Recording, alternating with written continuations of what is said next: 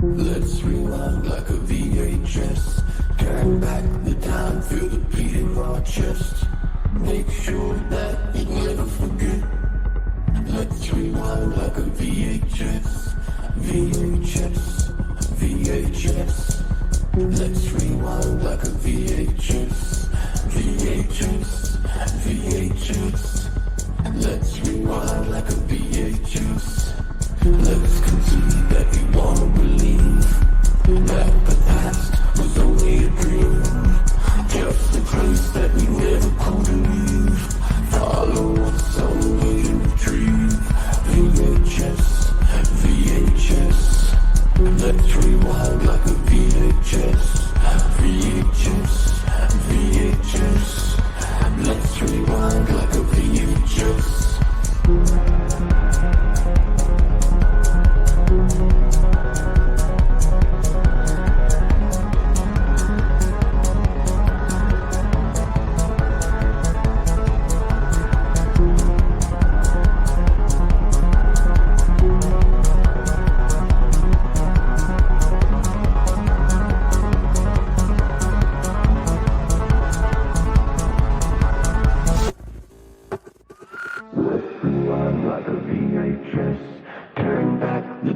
Feel the beat in our chest. Make sure that we never forget. Let's rewind like a VHS. VHS, VHS. Let's rewind like a VHS. VHS, VHS. Let's rewind like a VHS. Let's concede that we wanna believe that the past was only a dream. Just a place that we never could leave. Follow someday to retrieve. VHS, VHS. Let's rewind like a VHS. VHS, VHS. Let's rewind like a VHS.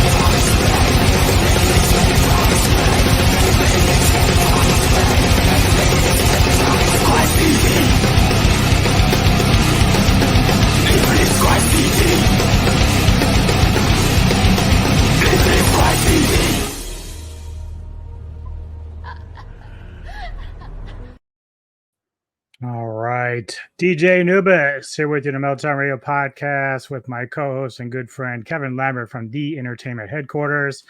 This is the Cinematic Synergy, where once a month we get together, alternate picks, review a film whether we've seen it or not. In this case, we both have actually seen this previously, but I feel like it was worthy to revisit. You got to see a little clip there. That was actually the song used at the end of the movie by a band from Taiwan where the movie was made called Ashen. And that was called Crying City. So they had a nice little clip that the band made for the movie. I have a separate one too, but this one I thought was more fitting and gives you a little bit of idea what the movie's about. Yeah, I just remember as soon as it went to black at the end of the film, soon as I heard that song, the first thing I said is, I bet you Anubis likes that song. Because it's right up your street. It's heavy metal. Yeah. And I thought it actually fits the kind of chaos that pursues throughout the film itself. Yeah.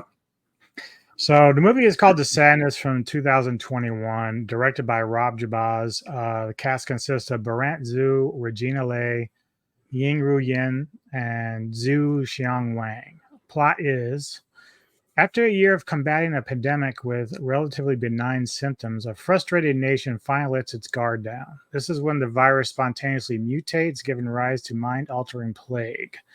Streets erupt into violence and depravity as those infected are driven to enact the most cruel and ghastly things they can think of. Murder, torture, rape, and mutilation are only the beginning. A young couple is pushed to the limits of sanity as they try to reunite amid the chaos. The age of civility and order is no more. So the first thing that I thought about when seeing this, of course, I think it was you and Samurai had seen it before I did, and we're talking pretty highly of it. So I was like, when it finally came to Shudder, I was like, definitely need to check this out. Yeah, how I found it is it was recommended to me by a friend who likes a lot of these like Korean horror, and I knew he had recommended it, and like you said, Samurai praised it to the hilt, and my friend actually found me where I could watch it, and when I seen it for the first time, at first I thought, oh, this is like something like the 28 Days Later, but for me, this is a lot more scarier than the 28 Days Later. Yeah, I thought it kind of reminded me of like a cross between either Day of the Dead or Train to Busan. It's got like a lot of mixture. 28 Days Later fits as well because of how fast it infects people, and people turn this like it's crazy nuts. Yeah, but we need to let people know these are not zombies. No, that's the thing. That's why I find they're almost like Mayhem from 2017. Yeah, because that's why. Yeah, and the crazy, something like that as well. Like that's why I found this a lot scarier than a stereotypical zombie movie, because it's the fact that these people are not actually zombies. They are just affected, and it makes them throw out all the inhibitions out there, and they just go wild, basically. Yeah. So basically, our movie starts off. We have a couple of young characters. The couple that is the main focus, of this film. One is a guy named Jim here, and then his girlfriend on the left here is Kat, and of course the girl on the right is Molly, and she comes in and play a little bit later on. But so a lovely little young couple there. They start off by they're kind of just waking up and they're cuddling and all this stuff, and there's like this brief moment of like where they kind of have an issue because they're supposed to go on vacation the next week, and he's supposed to go on a photo shoot because I guess he's a freelance photographer maybe. I forgot where she works. Is it like a medical center or just a business center? Something like that, yeah. Like I think the district business center, I think. And so anyway, she's in the bathroom getting ready for work. He's got to give her a ride on his little scooter, but he's out on his little balcony and he says hi to the neighbor, which is this dude, and he's got a cough. And so we already know that that's a premonition of shit to come, I guess. But then he looks across, and they're a little higher than some of the other buildings, and he sees this old woman on this building way across. So he kind of yells at her because she's just standing in her nightgown, trying to get her attention, see if she's okay. And she turns around, she's got blood on her chest here.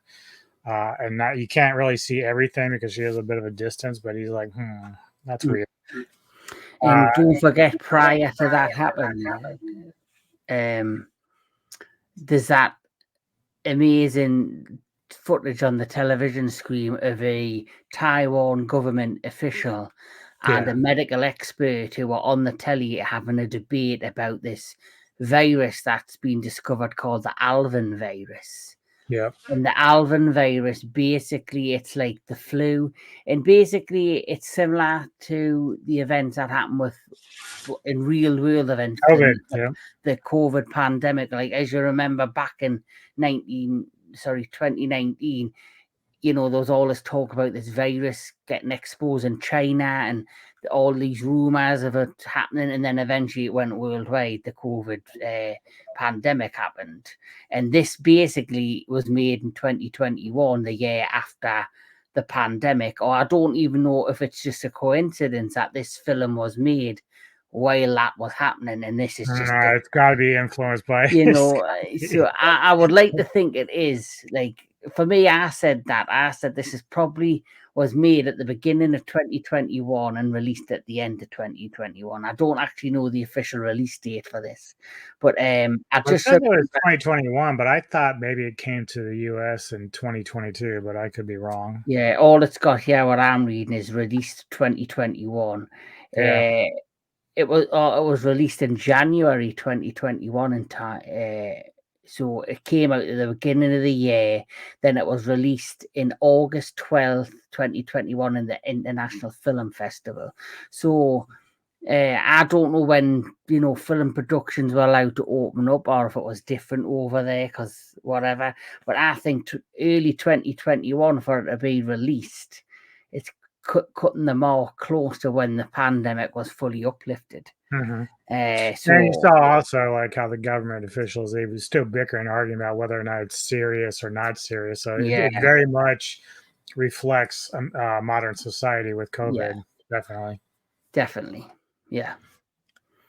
So so obviously, Jim was watching this newscast of this stuff, and just they take it in, but they're not worried about it too much. And so I think he did say to his neighbor, though, you should get that cough checked out or whatever, just because he was coughing and got a cold. But the guy's like, nah, that's just a cold. No big deal. Yeah.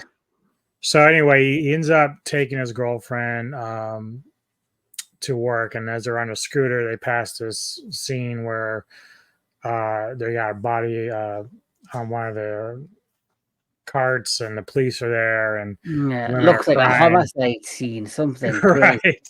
Yeah. There's blood everywhere. Reminds me a lot of bodies. Like Dawn of the Dead type stuff, like early part of the Dawn of the Dead, when they're just hearing sirens and not really thinking much of it at the time, but yeah, so they're passing that, and he's apologizing to her that he slowed down because he was trying to check it out. That's just thing that people do because their curiosity gets the better of them, or what's going on. Mm-hmm. So he gets her to work, and I guess we can say just right now, because like I said, this is a nice looking couple. So I think Kevin's going to be Team Jim, and I'm going to be Team Cat. Well, I wouldn't say no. Yeah. Yeah. So, go ahead. So he drops her off at the train station, and then I guess he makes his way to like a local cafe. And he's in the local cafe because I guess he thinks, right, I'll grab some breakfast because they were late getting up to drop you off to get the train for work. So I guess in his mind, he's like, right, I better go to the local cafe on my way back home before I probably get ready to do this photo shoot or whatever he's got planned to do. And when he enters there's just normal people around. There's nothing looks suspicious. Everything's normal. There's just people sitting around having their breakfast, whatever. Then suddenly, as he's waiting to be served, you just see the cook who's cooking the breakfast with the hot oil. Suddenly, you see this figure out of nowhere who suddenly then gets like the pan of the cooking oil and basically throws it over his head, and you just see it's the old woman from the beginning. Old woman. Then it pans out, then you finally see who it is. It's the old woman who was standing off the rooftop with her back turned to Jim, who had turned around. She had blood all over her chest, wearing like a white nightgown, and then obviously she's poured this boiling hot oil at is melting this poor guy's face, and she's now clawing at it and ripping the skin off. And then somebody, I think, goes to stop her, and she stabs him with a knife. And then he falls to the floor, and then she finally turns and looks at Jim, and she just looks menacing. She's got this evil-looking smile on her face. She's got these black eyes. All her eyes are swollen underneath, and she's got like redness under her eyes. And she just looks very menacing. And obviously, as Jim's staring in absolute disbelief and shock, the person who, was trying to stop her, who got stabbed, he now gets up and starts attacking somebody else. And then this is when like the effects and the downward spiral of this virus starts to happen, where people are being attacked, people are going crazy, and one by one they start getting infected.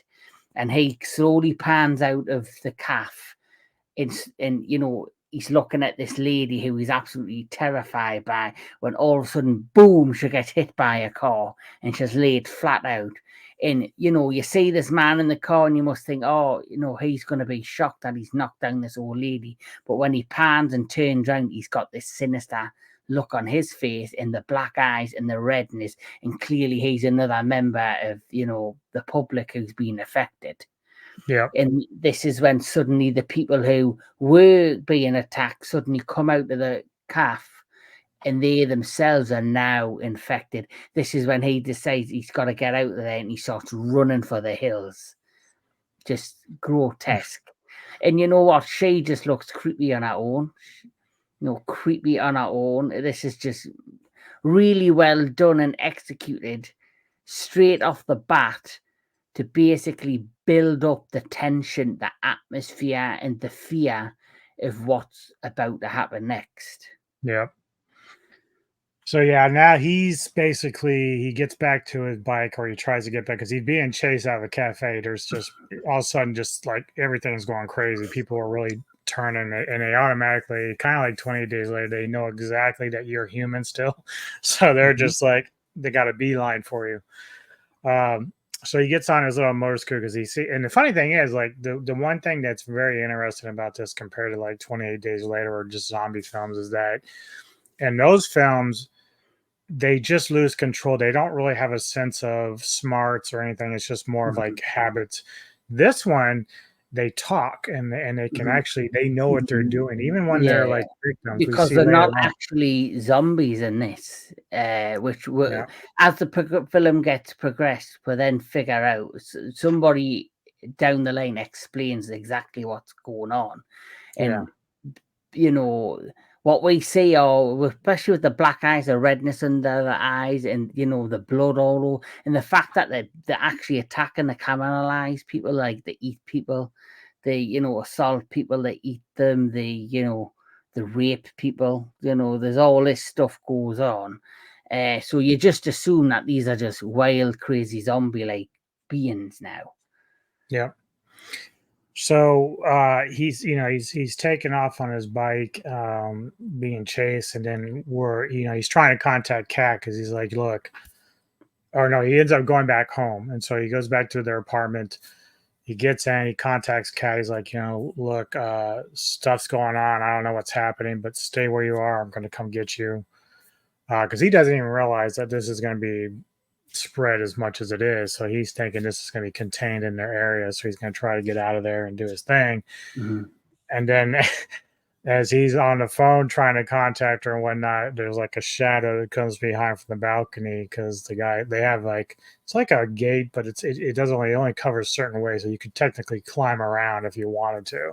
Mm-hmm. And that's what happens with the neighbor, who ends up coming in, and he's trying to kill him with like some shears. Like, he's got his hands in it. You already know it's coming, but he's trying to block the guy from like impaling him with these shears. And the guy is like totally lost his mind. Of course, he's got the same ailment that everyone else does with the symptoms and whatnot. And then again, the guy knows that he's got him where he wants him, and he just cuts off a couple of the fingers here. And I don't know how this dude like managed to survive through the day with like no painkillers, but that like would have been egregiously hurtful, man. Like, I don't know how. I'd be like, well, it's surprising he didn't bleed to death, to be fair. Yeah, because he did wrap himself, but yeah, it was bad news. Yeah, but that scene alone, like you say, was also kind of scary, but I found it quite predictable, because as you mentioned earlier, when he was speaking to the neighbor on the balcony, you seen him with the garden she has, and you seen he was, because he has like plants and he's grown herbs and that on the balcony on his side of the apartment building. And like you said, he said marijuana too. Well, I he probably did. would have snaked some of that maybe on my way out. Well, he did say to him, "I'll give you some later." And he went, "Thank you, Mr. Lee." Yeah. And obviously, he did say it to him. He went, "Oh, I think you better go to the hospital to check that cold out." So I kind of knew when he went back into the pot. I had this funny feeling that the neighbor was going to be infected. Mm-hmm. The thing I didn't expect is Fox right off the bat within the first 10 minutes. You've had this movie, you've had somebody have their face melted off. You've had somebody get stabbed. You've had the infected lady be run over. You've had them get chased by a crowd of these crazy people. And then now he's had his fingers chopped off. That's Yeah. the thing I did not expect. All Yeah. within the first, I would say, 10 minutes of this film.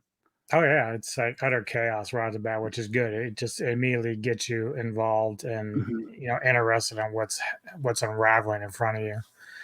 Definitely. So yeah, he's on the run. He's out of the apartment. He's gonna go try to get Kat. And then we're switching to her side of things because now she's on a train, subway train, with other people going to work. She's reading a book, and there's a guy next to her. What was the character's name The here? businessman. Yeah, it's called The Businessman, but He's, he he's plays like yeah. a real big role in this entire film, from top to bottom. So he's sitting there with her and much older than her. And of course, he's Mhm. striking up a conversation, but clearly he's being a perverted old man, I think, too. He really has some alternative motives, even though he's not infected at this point. But he's striking up the conversation with her, and for a while she plays a game and says, "Yeah, I'm reading, whatever." But after a while, it gets annoying, and she doesn't really want to talk to him. She knows that he's being kind of like weird and creepy about it. Well, straight off the bat, he was creepy because he's sitting there on the train and he's trying to have a conversation with her, but then he says something on the train. He goes, "I've seen you on the train. I've seen you every morning coming on the train, and I've been looking at you, and I just want to say you're beautiful." So Mm-hmm. he's clearly been monitoring her and looking at her and watching her for a while, which kind of does give off creepy old man vibes. You know, like the fact he's older than her, he could have said, "Oh, just to let you know, I think you're very pretty and you remind me of my daughter," or something like that. But no, yeah, I've been Yeah, watching you for a while. And then she gets so annoyed, she then turns around and goes, because I think he goes to touch her. I think he goes to put his hand on her knee or something, or brush her hair or something. And then she turns and goes, "What you doing?" And then she threatens to say, get the police involved and say, "I'll get you done for, sexual sexual harassment. harassment." And he's like, "Geez, the youth of the day." Yeah, he's kind of like I just women these days. You can't Yeah, have a conversation with them without yeah, sexual harassment. yeah. So he did it straight away give off creepy old man vibes, which can I just say throughout this movie, one thing I noticed, apart from Jim and her, I don't think, and maybe Molly, every other character that you were introduced to are unlikable. Mm-hmm. There's not one likable character outside of the main two, and maybe Molly, Yeah, who's the victim especially in all of this. especially the guy that Kat ends up getting the phone from, who Yes, hides for yes, most of the time before he gets his yes. just desserts. And unfortunately, he was given quite an interesting name. He was called Kevin. Kevin. So I've noticed in these things, Kevins are either dickheads in movies, or Or annoying, doofuses, or goofs. just like the King Ghidorah, the Yes. goofy head The Kevin. only smart Kevin I've ever seen it in film is Kevin You McAllister. killed Kevin, you bastard. Yes, is that not Kenny? Oh, You that's killed. Kenny. You're right. Yeah, my fault. Yeah. But yeah, she's basically telling this dude to kick rocks and leave her alone. And then it doesn't take long. We get more people joining the train, and of course, all fucking hell breaks loose.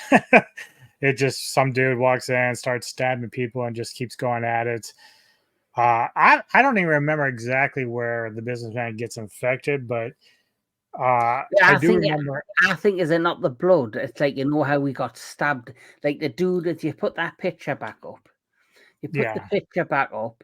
Prior to that, he has his sunglasses on, and you see tears come down his face. yeah, Which also later on we'll get to. I'll explain why. So he's got tears come down his face, and once the tears leave his face, he then goes wild, stabbing different people. But when he stabs him, the blood just scatters right yeah. across the train.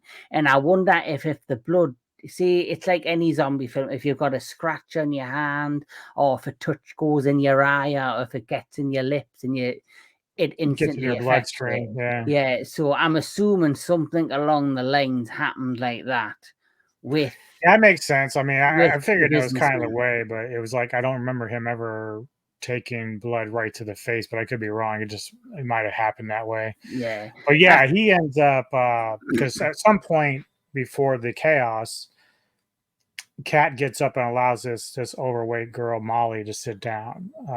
Just to give her a good seat because she, standing for her is tougher. And plus, she wanted to get away from the businessman. So the businessman, of course, looks over at Molly and he's like, whatever, I'm not going to hit on this chick, whatever. But once the chaos happens, we see the businessman who has like an umbrella with him is looking at Molly and then just hits her right in the left eye and just stabs her right in the left eye. And, Yeah. Again, more freaking chaos here. Again, this is Molly and Kat later on as they're being pursued by the businessman. But you can see her eyes like damaged and everything, which will come into play later. It's Yeah. with an incident. Yes, she gets stabbed twice. Right. And that's the thing, like they were right when they said like it brings out the most animalistic part of your humanity Mhm. where people that are infected, they're just doing the most crazy, grotesque, torturous things to people. The one dude on Yeah. train that like so many people were biting and beaten up, and another guy gets while he's on the ground gets on and starts raping him anally. You don't Mhm. see it in definition, but you know what's going on. Like it's like Yeah. holy shit. So Yeah. yeah, there's like this like, and it's kind of funny because it's like this nod to the idea that sex and violence play a part within one another because they're using it in that way. Mhm. Where all your senses are going in Yeah, overload. all like your morals and inhibitions leaving it, you become more like animalistic. Yeah, Like you say, just the craziness that takes part on that train. And him, the businessman, like you say, he is creepy to start off with the way he goes after Cat. Once he's infected, like if he was creepy before, he's now got no holds barred. It's like he's got no, morals. He's got nothing to hold him back. All of like those things that would hold him back are now taken away from him. Now he's fully like in animal mode. He's like fully, he has nothing that's going to stop him from hunting Cat down. And yeah, he was kind of like reserved before because he would worry about consequences with the law, but now that he's infected, like all those inhibitions are just dropped. Like he can do whatever the fuck he wants, and he's yeah, happy to do it. yeah, definitely. So they managed to get off the train. Some of them, the rest of them are toast. And then again, you see there's like a woman that was infected on the train. She's kind of like in almost exotic bliss as she's kind of standing over some dead bodies and she's got blood on her and she's all like horny or whatever. But of course, the businessman gets off and he's going to go in pursuit of Cat and Molly Well, because Cat. actually, the woman that you see standing there with like the top and one a part of her top's gone, and you do see one of her breasts, and she's standing there like in this awe and this trance. She is actually one of the girl. If you see in a few clips later on where she was pushed against her wall, and she was actually raped. So Okay. she was raped, and then because I think she's been raped, she's now transformed like them, and she's now like hypnotized and become the same as them. Yeah. Or it's more blood. I mean, there was a ton of blood on that train was going all over Yeah, the place. yeah, But yeah. yeah, so they escape the train and they end up basically arriving because now they have Kevin with them too. Because Yeah. they were running down this hallway towards a medical center, and Kevin's like a local security guy, not really Like, security, but just like an like attendant. yeah, like a train station tenant, yeah. And just before they get to him, they bump into some muscular guy, and he's like, "Oh, watch what you're doing. Are you blind?" And he looks down at Molly, and she's got this obviously open wound. He's like, "Oh shit, you are blind. What's going on?" And then the businessman turns around and he's standing there. And then suddenly, you look at this muscular guy, you see the businessman, and you think, oh, well, he's going to knock the businessman out. But then the businessman goes savage and jumps on him and basically rips his nose off, and there's blood gushing everywhere. You then sees, like, at the side, one of them giant fire axes, the breakthrough doors, takes it off, breaks the case, takes the axe out, and he just goes to town on this man who's lying there helpless. So while he's doing that, the girls pick themselves up and run towards one of the exits. And then you've got Kevin on the other side, who's basically like, I can't let you out, I can't let you out. But they manage to break through the door, and he locks the door, and he's like, I was only doing what the police told me to do. But basically, he's just a wimpy coward kind of character. He's like, one of these people that, is he really a villain? No, he's just scared. And you don't know how you're going to act in a situation like that. Yeah, so they end up because they do keep the businessman behind the draw door, and then they get to like what is like a waiting room, which is being locked up after they get in from a couple of officers. And so they're in there. Most people are just kind of waiting to be seen for various things. There isn't really any infection there at that moment. But of course, Molly's been traumatized, so Kat's trying to get her to seen first, which they do take her away. And then this is when we get this national broadcast on the TV where you have some of the military as well as one of the guys that I guess is in charge of the disease control or whatever. He's like a general. He's like the general, like the chief general of the army, the Tibetan army, and he's basically explaining the situation, how this virus has got out of control, that people who are infected, they've lost all their inhibitions, they turn savages, they turn very violent, the rape, the plunder, the murder, and they even cannibalize their own people. Okay, the guy that the general ends up killing is the president. So that's actually the president of Taiwan or Korea, wherever they are in this. Mm-hmm. Yeah. But yeah, so they're explaining what's going on, and people in the waiting room are watching this, trying to figure out what is going on because they don't really have a clue for most of the information. So the president's speaking, and then all of a sudden the general freaks out, and he's got the same thing. You see the liquid that's kind of coming down his eyes, which is kind of like the start of the infection.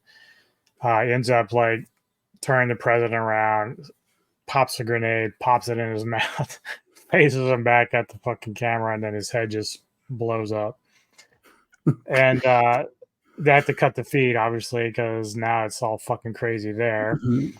And one of the people in the waiting goes, now what's gonna happen? And somebody else goes, see who you voted for. Yeah. So like he said, I didn't vote for him, and then because people are panicking now, and so frightened with what they've just witnessed on national television, a fight among the people who aren't infected then happens out of fear and out of panic of this virus, and the fact that it's out of control. Because I think he said if 5% of the population had been infected, which is over like 3.5 million people, and so they're now panicking. And then during the chaos, Kat then looks at the door, the big glass door, where I guess there's a security officer stand with his back turned, and that's where she sees the businessman. Yep. And the businessman sees her, and he immediately has this sinister smile on his face, and he's still holding the axe. So what does he do? He uses the axe to break through the glass door, but he also goes right into the back of the security officer who falls to the ground. Once that happens, everyone looks around screaming, panicking, and then all of the people who were infected, who I guess are the people also from the train, start kind of barreling into the reception area at this medical center. Yeah, and so the hospital is like one of the craziest parts of the movie because so much is going on.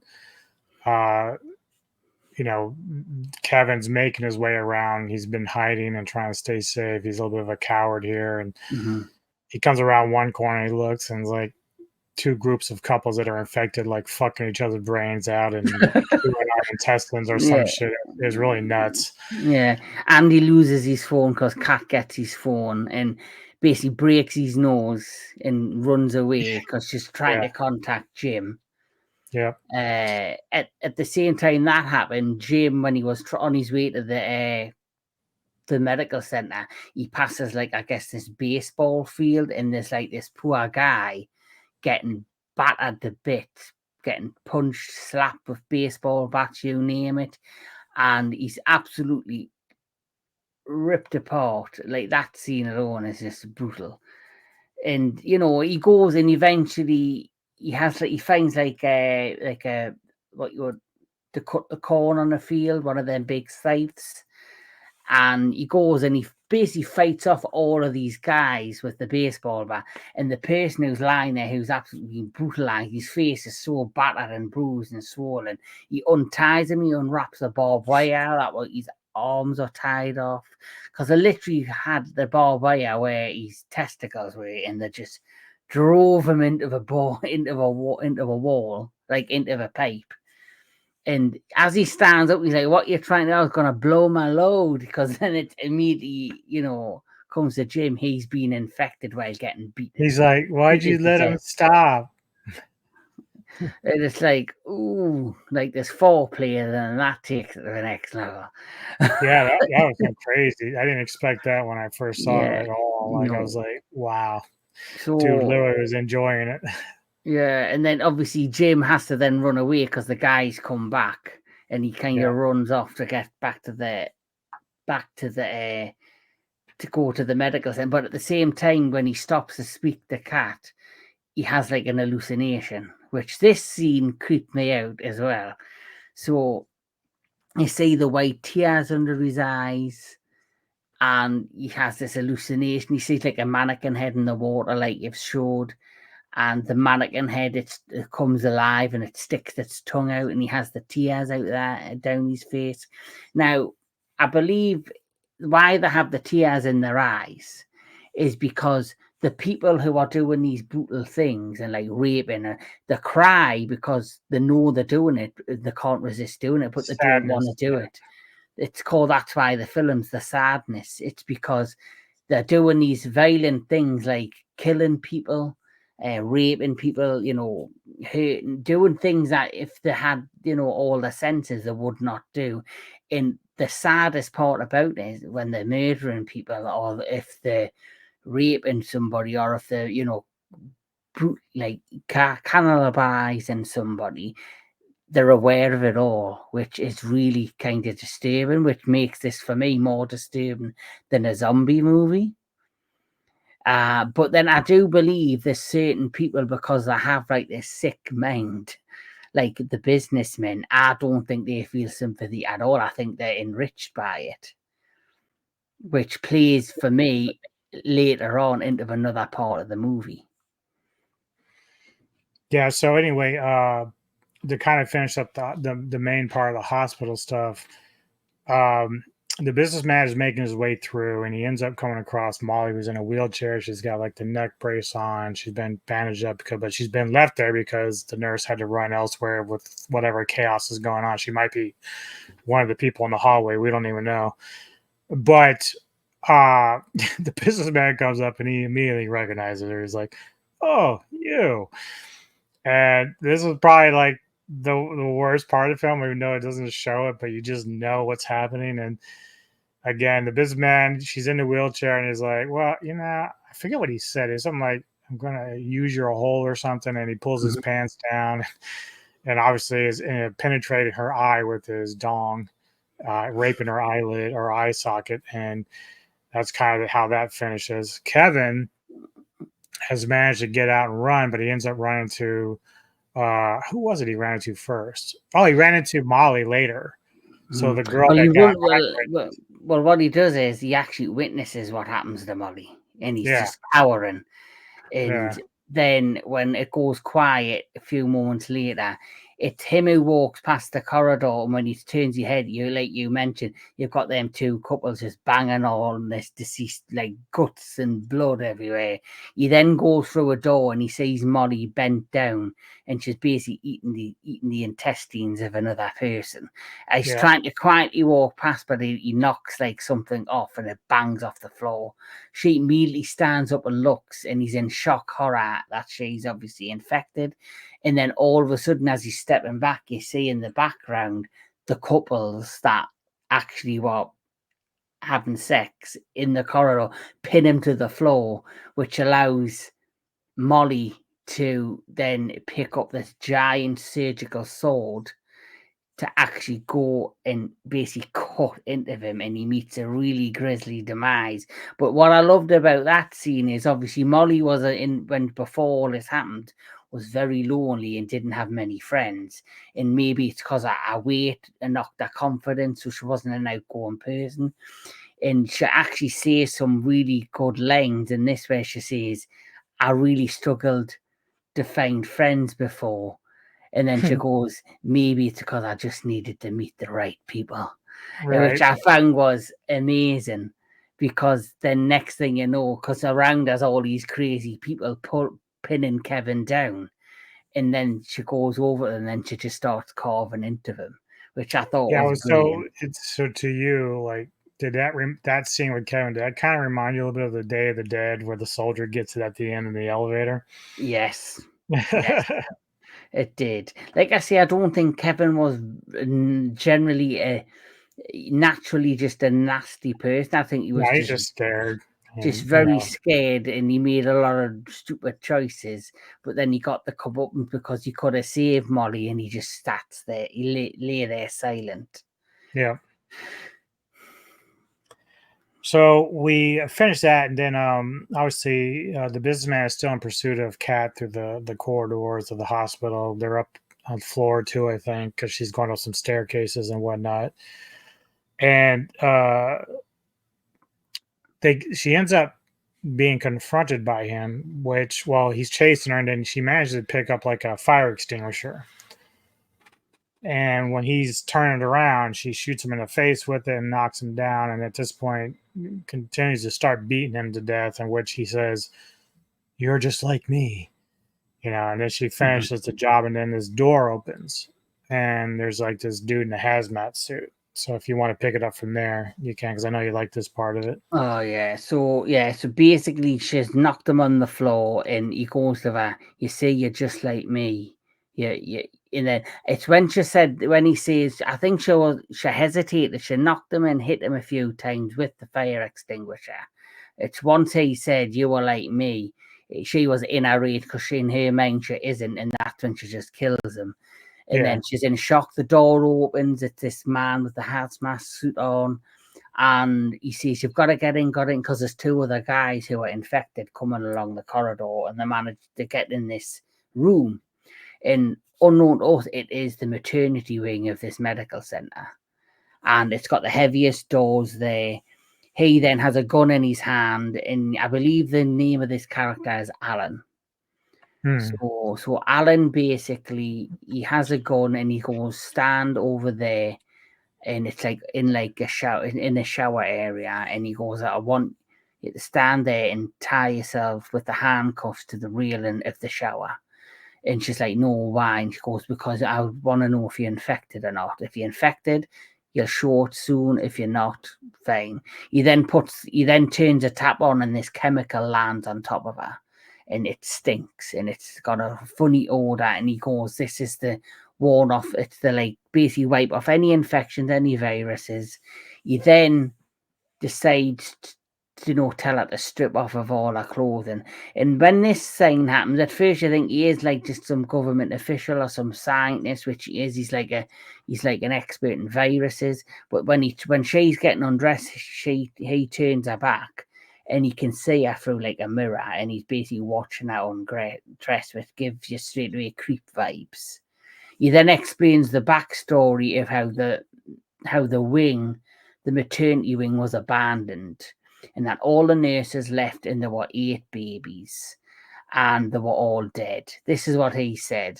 Suddenly, after she's gotten dressed and he's give off, the plan that he's going to go to the roof, that he thinks she is immune to the virus because she hasn't turned.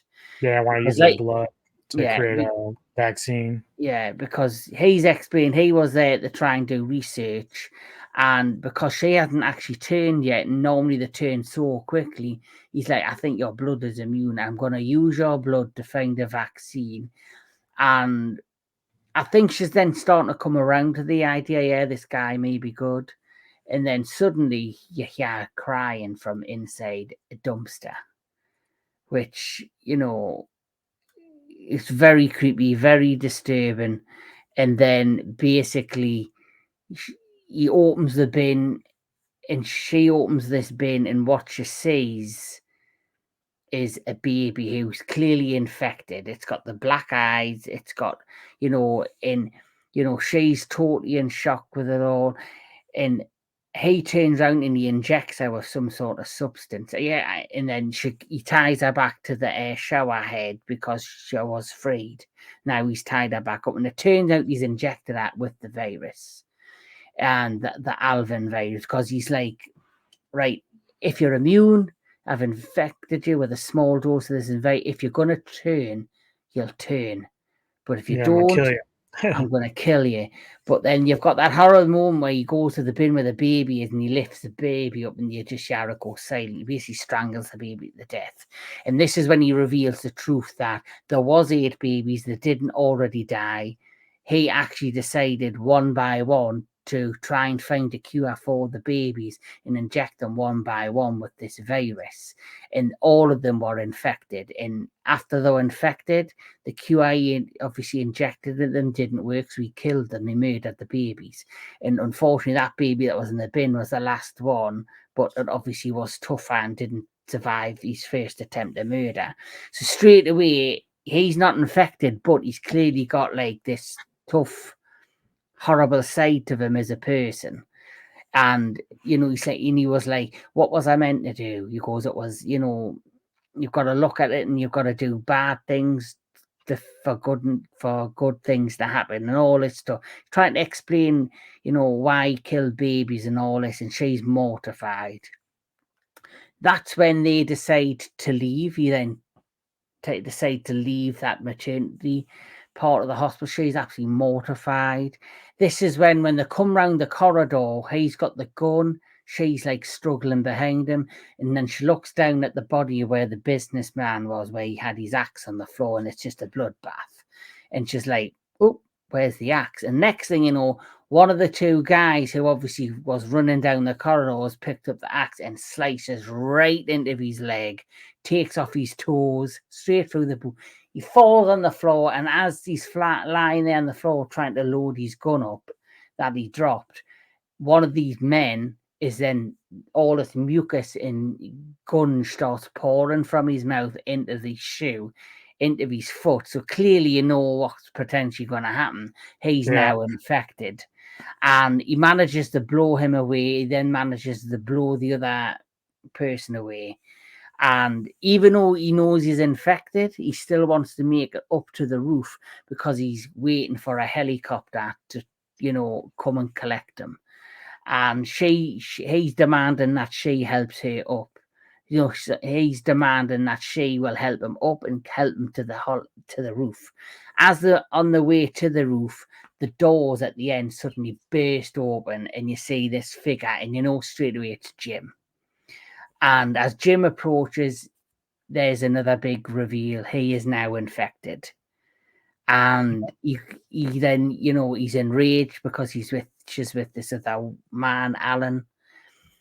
And she's basically like, he's now like, is this your new boyfriend? I'm going to cut off his dick. I'm going to feed it to him.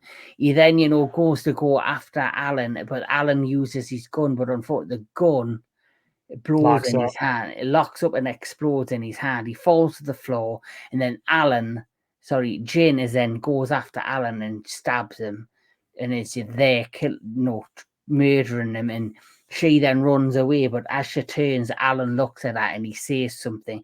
He says, "I actually enjoyed killing them babies," which shows how much of a sick individual he was. And that was him as a person without being infected, which is similar to the businessman who had to hold back his true ambitions and feelings. Once you're infected, it lets it all out, where this scientist let it all out. Suddenly, then Jane then goes after her. She manages to lock him on the other side of these doors. And they have this, what you think's a very sympathetic moment between the two of them. Like, he says, "I love you." She says, "I love you."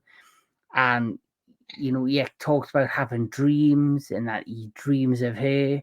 And you think it's a very sweet moment. And yes, he's infected, but he hasn't been fully turned into, like, this mindless killing machine. But then he talks about ripping her skin off and eating her skin, and she just bursts into tears. But then she starts hysterically laughing, and then you see her slowly make her way up to the staircase, where you can hear a helicopter on the other side. She opens the door, and then she walks through. The camera then zooms to Jim, who's just sitting there with this smile on his face, with all the blood, black eyes, swollen face. Then you hear gunshots. Yeah. And the film ends on just such a, sad note, and most like a question mark.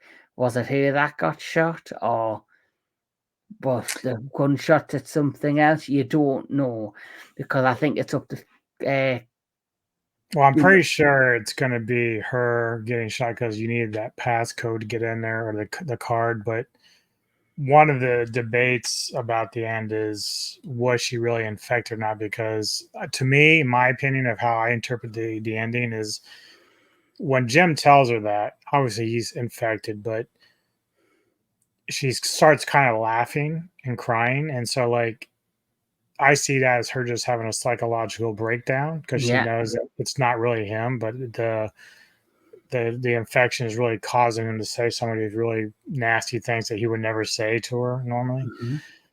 And then, but some people would say it also hints to the fact that maybe the infection is starting to take hold of her, and then by the time she gets up to the roof, she's infected, and they just end up killing her. But I think it's actually the other way. I think it reminds me a little bit of the ending of Rec 3, I think, where it was basically the wedding party, and by the time our couple gets to the end that aren't infected at all, they're gunned down because the government doesn't know any better. Or train Busan, when they're thinking about killing the young girl and the woman who's escorting her, they think about killing them for a minute. They don't kill them in Train to Busan, but obviously in the other two movies, our heroes don't make it because the government thinks they're infected. They're not trusting it. Well, it just shows the paranoia is taking hold. Yeah, and it's like you say, like at the beginning, Jim, I kind of had a funny feeling about getting infected. The fact he had lost 2 fingers, and he was pouring the blood, and he had been fighting people left, right, and centre. The fact that a scratch or a bit of their blood going into that wound would instantly mean you're infected. Also, you had that scene prior to the reveal of him standing there, where you seen him enter the medical center and he put the phone on the floor and he quietly walked along, but you didn't see his face, you just seen his feet. And that kind of gave me a feeling that that's where he had been infected, because he put the phone down which said, "I am on the roof," or "I'm upstairs in the maternity wing." and then it was revealed later on. But yeah, I 2 ways about that. I thought that myself, that she's been through such a traumatic experience that she had some sort of mental breakdown, or is she just laughing because she's like, how fucked up is my life? How worse can it get? I've hit rock bottom. I kind of get any worse than this, than the love of my life, or my boyfriend who's infected, who tells us he loves us every day, is now telling us he wants to mutilate us and hurt us and, do cruel thing to us. The irony of it all, she's got so far and this is her ending. Yeah. So let's rate them. So what do you have for the sadness? Well, I love it for the gore. I love it for the story. Like I say, there's only them two are the only 2 characters I thoroughly enjoyed in this. I did feel sorry for Molly, obviously, for what she went through, but it was a great story, great action, great blood and gore. I think this is quite, a strong film. It's got lots of metaphors in there, like you say. Came after the pandemic, and for me it's as good as Train to Busan. Maybe not as high on that level, but I do think it is a really good film on that, in that direction. So I'm gonna give it 9 out of 10. Yeah, I'm gonna give it a 10 out of 10. I think it's really good. I mean, obviously, Train is like an edge better, but Yeah, I could watch this movie with no problem, time and time again. I me never lose too. interest in it. So, still a 10 out of 10 for me when I did review it on my audio podcast when it came out. But fantastic film. Obviously, now for next month, have you figured out what you want to watch? Not yet. Like I say, I have just resubscribed to Shutter, Shut up. because I thought, I've seen a few horror bits and pieces out there that I wanted to check out that are all on Shutter. So it might be something off Shutter, might not be, who knows. But not yet. I haven't figured it out quite yet. So, anything coming up on your channel? Obviously, you have still a lot of stuff in October. So, let the Yes. people know what you got. Yes, so obviously I've dedicated the month of October on the entertainment headquarters to all horror content, and it's Taste the Blood, the month of the vampire. So tomorrow I'm going to do Taste the Blood Part 1, which is where I review the original Salem's Lot miniseries, Shadow of the Vampire, and the 1979 Nosferatu. We then have coming up the Lost Boys Retro Classic Movie Show coming up. We have Taste the Blood Part 2, which will be Dusk Till Dawn, Let Me In, John Carpenter's Vampires, and Queen of the Damned. And I'll also be doing my review for Salem's Lot 2024. So lots of things to look forward to on the channel. Oh, and one more thing, on Halloween, I'll probably launch me Castle Dracula tour video that I did, filmed from Romania when I was there last week. Yeah, Kevin was starting his new metal band out there. Sure was. And Anubis did the artwork and the cover. The cover for a debut album. What day were you doing Salem's Lot? The review. Yeah, I was thinking I might be doing it later today. I think depending on what time you do, I might do it with you. Because unfortunately, Mike dropped out. He had some stuff come up with the family and couldn't do the one we were going to do. Mm-hmm. A watch between both of us and then review it after, but it's fallen through, and I don't really want to wait any longer to watch this film. So, have you seen it? Did you watch it? not yet. I was going to watch it tonight, but I mean, I'm still going to watch it. So I'm just thinking maybe I should join you if you want to do a review of it. Yeah, If you're cool. up for that. Yeah, I'm up for that. I mean, it's only 2:00 here, so once we're done, I can go and start watching. It's 7. It's 7:15 here. So, say 9:00 my time, a couple hours time. Yeah, should give me plenty of time. I think it's like an hour and a half or something. Yes. As you can far do as spontaneous, you can come up with plans on the fly. right, there's always a way. Yes. as far as Metal Tavern, next Wednesday, initially I was going to try to move Ghouls of Midnight because, like I said, we've got a lot of stuff going on next week. But I think the workers will be out of the house towards the later night. So Tony and I will do our review of Wes Craven's Shocker later in the evening for Ghouls. So Wednesday it will still be up. It'll just be later in the day, that particular day. Then the only things I got planned outside of October 18th, obviously I'm with you with the Subspecies franchise, which I'm looking forward to. Me too. Love those films. And then October 31st is a busy day for Anubis because earlier in the day I'm going to be doing an interview with one-on-one with Rick Meyer, the author, there was a lot of contact with Fat Samurai Guy. I filled in for Samurai for Action Film Autopsy not too long ago. So now's my chance to kind of just sit with Rick one-on-one, bust his balls. Not jealous at all. Not jealous at all. Why did I have to go to Romania the wrong week? Right? You had to go turn yourself into a vampire. That's what happens, you know. If you were a werewolf, you wouldn't have to worry about that. But later in the evening, and unfortunately I couldn't have my boy here with me that evening, but we will be doing a live panel stream of Lake Mungo review for that for Halloween. Looking forward to that. There's some people that have not seen the film, so I'm really anxious to hear what they got to say about it. I think it's a very underrated film. And so we're going to sit down and have a bunch of people sit there and talk about it and give our thoughts. Yeah, like I haven't seen that, but even though I'm not going to be a part of the review, I might still check it out.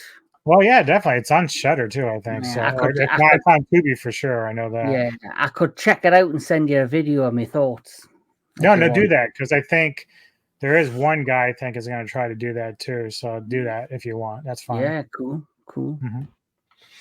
All right, man. Well, thank you for joining me for another episode here. It was a pleasure as always. And then just hang around for the rest of you. Please go like and subscribe to the Entertainment Headquarters. A lot of great content over there. I'm looking forward to his Romania review as well as the stuff he's doing for Taste of Blood. I would initially been a part of that, but then shit comes up. I have to take some life time off. Yeah, basically. And then like and subscribe to this channel. If you got any thoughts on the sadness, what do you feel about it? Let us know. As always, if you got recommendations, you can always throw them out there. We'll fit them in when we can. And for the rest of that, enjoy the rest of your week. This is the Metal Time Radio Podcast. This is Kevin Lambert. We're saying sayonara. See you later.